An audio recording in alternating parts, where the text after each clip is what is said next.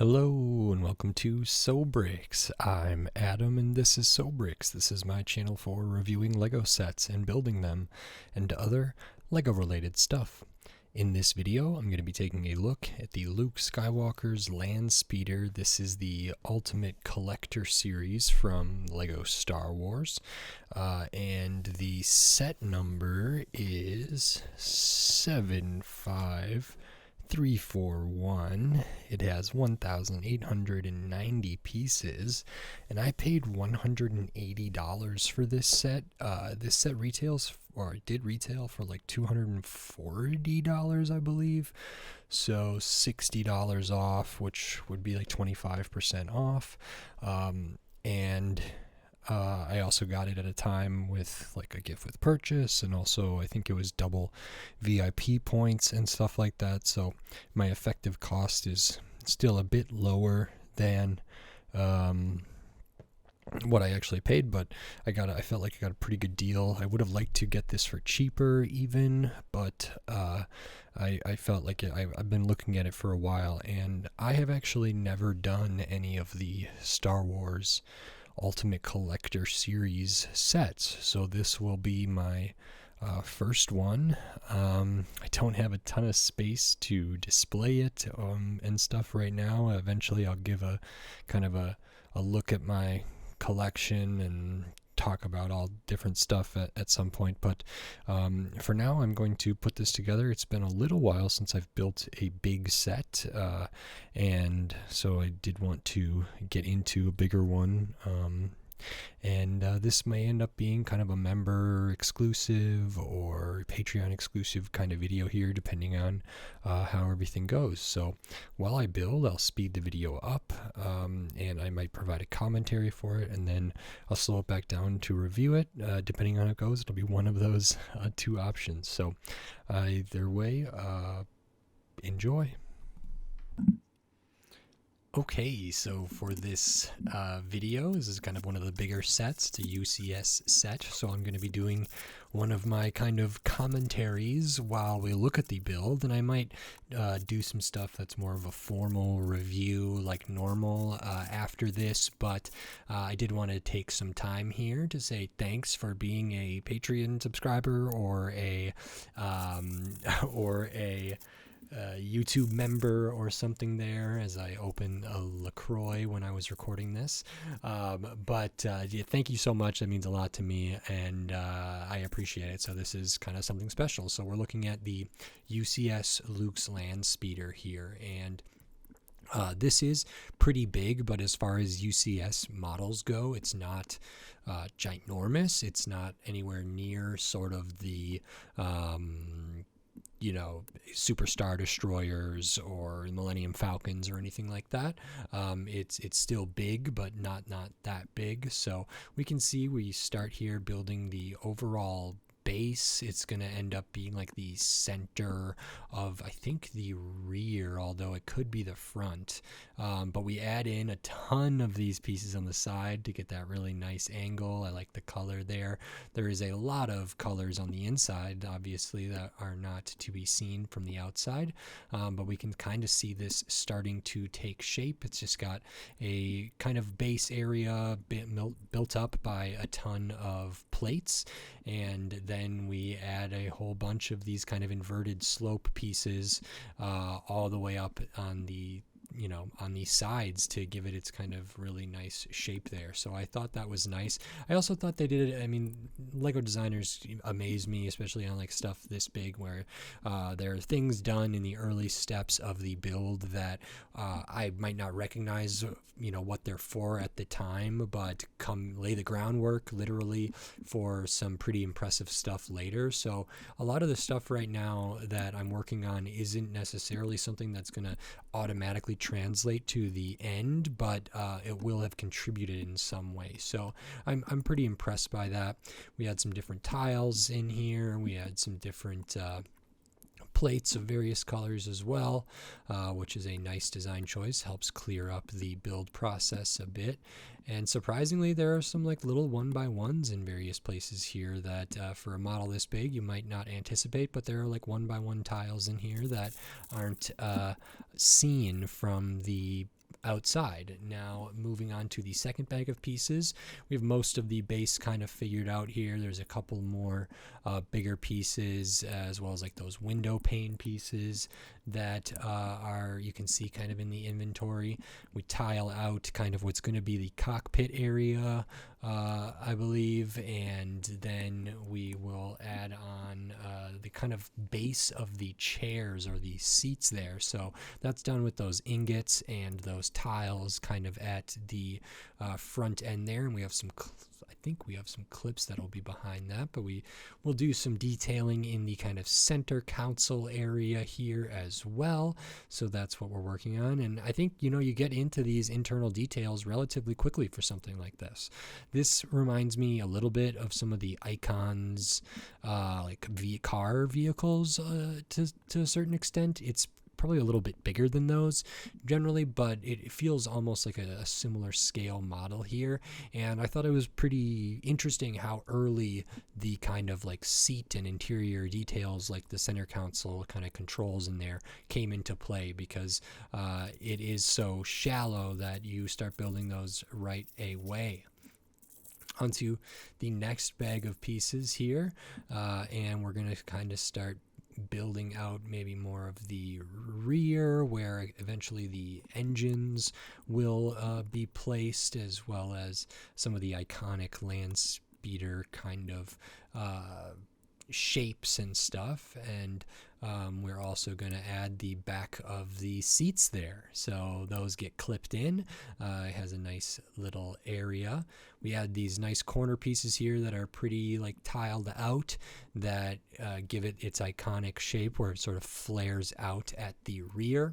Really nice use of those hubcap, or like fender rather, those fender pieces on either side to create the gaps when you can see it on the side profile. We do have stickers in this set, not a ton. Some of them are kind of big for a collector set like this. I probably would have preferred them to be prints, but some of these are understandable, and they go kind of on the side area where we put those angled plates and those fender things, which will have some nice stuff at the end that I'll try to show. We also kind of finish out the sort of shape of the cockpit area there with some nice curves. One's kind of brick built, one uses a relatively bigger piece, so some asymmetry in there to accommodate the steering yoke and everything else, which is nice and feels pretty good there. You know, the scale's a little bit off, but I think overall the end model looks really great.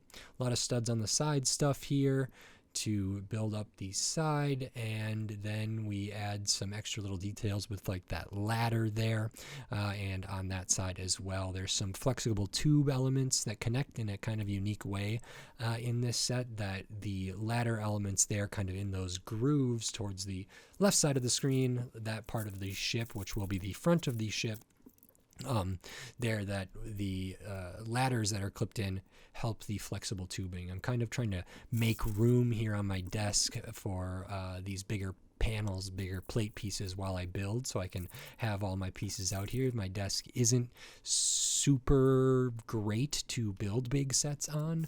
I try to make do with what I can, but it's not as ideal, especially when I'm recording. It's not as ideal as maybe I would like it, and hopefully that will change in the future. Just in regards to my recording setup and everything, I hope to continue to improve, and which will allow me to review bigger sets in a way that I would find as helpful. So that's really good. And now we can work on some extra little kind of curve pieces here in this like tiered kind of way, which is really great. That's a super nice little sub-assembly to get the kind of curve on the back there, which is nice. You do one on the other side, so there's a lot of that, but that's a great little sub-assembly to round out that kind of corner. And we will add some more of the stuff that will eventually be, visible, somewhat visible, here at the rear. This is like relatively dense even for its size. I think that's the case with like a lot of UCS stuff. This is my first Star Wars UCS set, I believe, and it's kind of a good entries level one for me because it's somewhat manageable and it's easier to display. So here we kind of finish out those curves with the nice tiling out there. I think that's really good. The blocking of the plates, like the color blocking, is really nice. Because this is Luke's Landspeeder, there are some elements of the ship that are maybe in disrepair or are just scuffed up. So the stickers as well as the piece usages and the color usages reflect that kind of the kind of state that the vehicle is in, which is very nice. It feels pretty cool. And then we can add a bunch of these clear inverted tiles on the bottom, as well as those square plates there, and a bunch more plates on the bottom. Those square pieces will actually be where the stand goes. And then we have some kind of like greebling little details, some things that'll stick out through the top there, which is very nice. And onto the next bag of pieces here. You're going to really start seeing, I mean, I think it already does a pretty good job of showing what the end shape is going to be if you're familiar with this ship. But we tile out the back, a lot of jumpers, a lot of nice, I think the color choices for this, I don't know what that tan is there, but I don't think it's just the normal tan. It's kind of maybe a like very light nougat or something like that, but that was well done. We have a little more stuff to do for like the back of the chair areas there, or the seats for the kind of cockpit area. Nice use of tiling out to come to that one center 1x4 there. So that's really nice to go from a brick bait system to like something having a middle that is off of the stud kind of grid there, which I really like.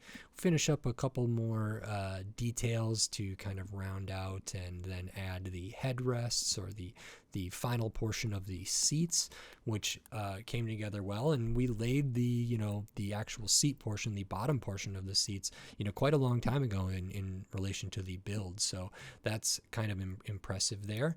We add on these panels to the rear. They get clipped in and look pretty nice there. So I like to see that. I want to make sure I get those on there correctly. I may have messed that up actually, so I'll have to see if I go back and adjust them. And then we have a few other kind of Technic things here that will eventually go into the rear. The mechanism to hold up the engine that is like the most vertical, not the one on the sides necessarily, but the one on the end there with that fin, is actually really interesting. So it does use some Technic, but also a lot of brick built stuff too. And the connection points are very sturdy and way better than I thought they would be. So that's good. And now we'll kind of tile out the top here, everything around the cockpit area, add a little more greebly details in the front where maybe there's a panel of the ship that is missing, or its exhaust, or it's, whatever else it could be. So that's good. And this has a nice little mix. You can see how that kind of detail is going to be framed there by those plates. And a lot of good tiling out. I mean, at the end of this model, there's not a ton of studs showing. The places where the studs are showing are quite good, so I really liked that. We put a lot of these 1x2 kind of cheese slope wedge type pieces all there, which continue that sort of color of that stripe that goes around, which is nice. We do add a sticker for kind of the center console. I liked how those little four-sided pieces were made. This is a specialized kind of windscreen piece made for this set, and it was packaged separately, so it didn't really get scratched up. It was in its own little bag, which I very much appreciate. I wish they would do that more regularly, because sometimes those can be scratched up.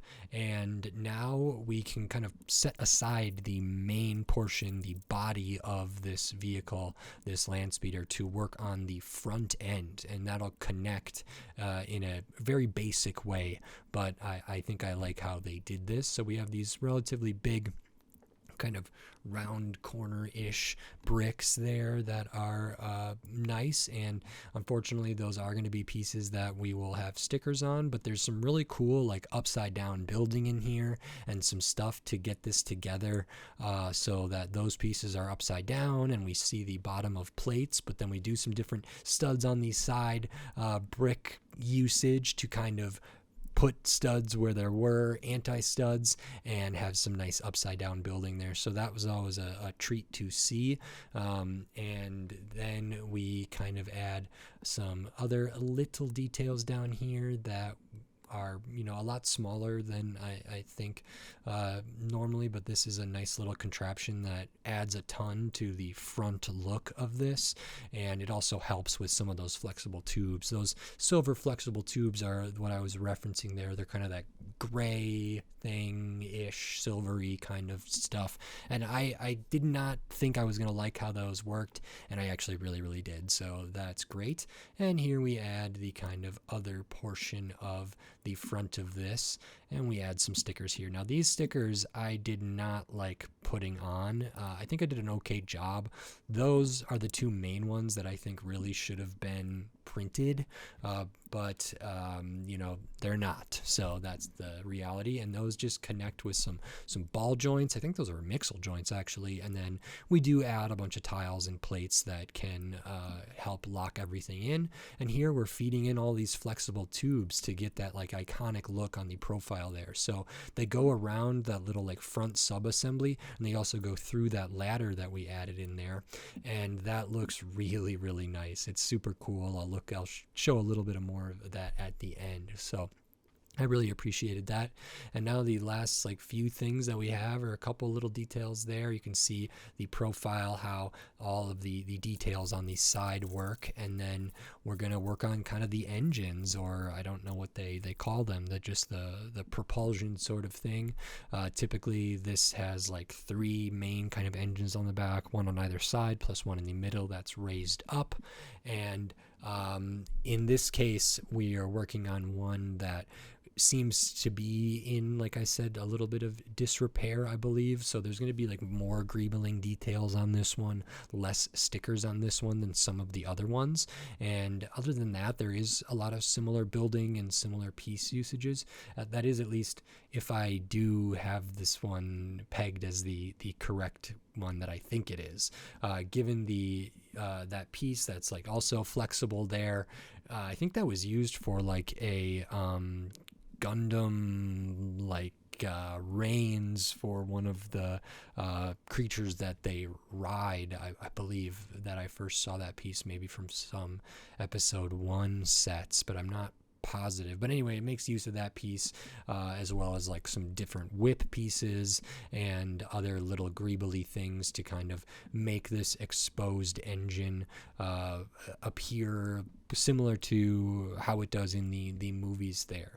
So that's good. Maybe Luke is working on it. Maybe it's just not in the best of shape. So this was actually a more, I think, advanced and involved kind of sub-assembly building to put this all together than I would have anticipated. And the ones that follow this, you know, have the same overall shape, might be mirrored left or right, but they do have that kind of all these exposed wires and everything covered up. So they do end up looking quite a bit different there.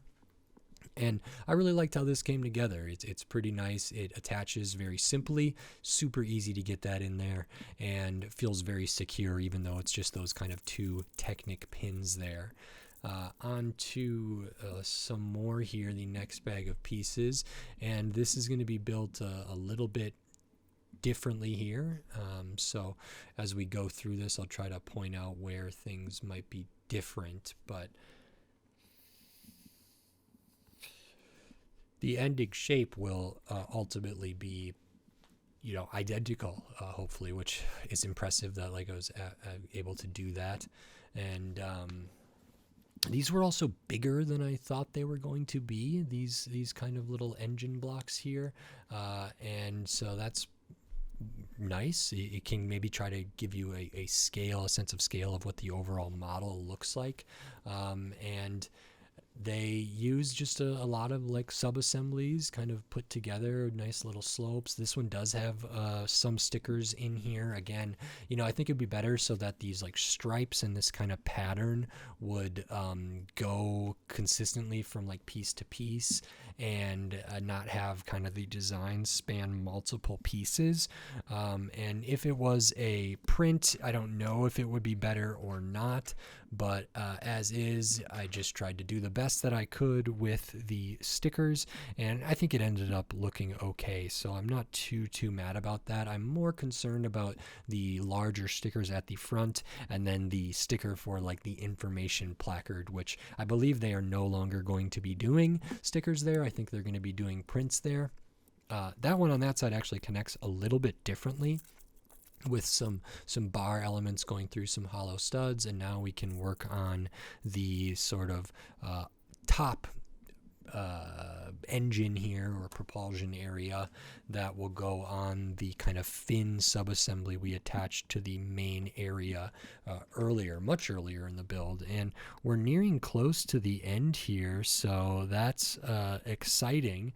This one came together a lot quicker than I thought it would, and I'm pretty pleased about this. As far as UCS style building goes, I have built some big sets, icon sets, and expert sets, and like the Rivendell set, and modular buildings, and Ninjago City Garden Market, like Ninjago City sets. So I've built like big Lego sets before. It's just not any official like Lego Star Wars Ultimate Collector Series, and I think this was a really nice kind of foray into that world a little bit. As far as the price goes, the build experience goes, the overall display model goes, this one seemed to be a really solid entry point for me, and I would imagine would be for other people as well. So as we're finishing up applying some of these stickers to this last engine here, and then move on to building the kind of stand that can hold this, that's sort of my general thoughts, and that connects like that. So this is kind of what the final model looks like. Really great. That windscreen piece is phenomenal. So very happy with that, and I'll move that out of the way. And then the last bag of pieces has the minifigures. So we get Luke and a special C-3PO with like the silver leg there, which is a little different. That might only appear in this set, I'm not positive, but that's kind of nice. And then if you've built like Lego stands for different vehicles, I think recently, like the MIDI scale Star Wars stuff, as well as the like McLaren Icons Arton Senna vehicle has kind of a stand that is somewhat similar to this, and so it has a very basic connection point. It actually has a bigger footprint than I thought it would be, but the model is relatively long, so it, they did a good job to make sure that it's pretty sturdy, pretty stable, and can accommodate then the place for the placard, as well as places to put the minifigures. So that's kind of what we'll do here, and we'll attach that last large sticker there, and attach the minifigures, and then we can bring over the model, and that kind of slots in where we put those like square plates on the bottom of the model. And I was having trouble putting this on there, so I have to make sure I line this up right, and that actually gives us a little bit of a look at the side, as well as the kind of front end of those engines, and then we can kind of look at everything we have here, the sort of final display model for this set. It kind of fits on my desk, it kind of fits in the frame, so it might be something that I will be able to review in a more typical way for me than I did in this video. I didn't think I was going to be able to do that, but I may be able to. And I think I just spend some time here at the end kind of looking at everything and reading about it. So that's very good, and stay tuned. If you're interested, leave a comment or let me know if you want me to go over this and review it in a slightly different way. Hopefully you enjoyed the build and commentary here, which is something that I do for bigger sets and different stuff, just so members and patrons have Patreon subscribers and members on YouTube have like other, exclusive benefits that they get, and this is going to be one of those. So I really appreciate all the support, and so thank you very much. And I will just say, with all that said, until next time, thanks. Bye.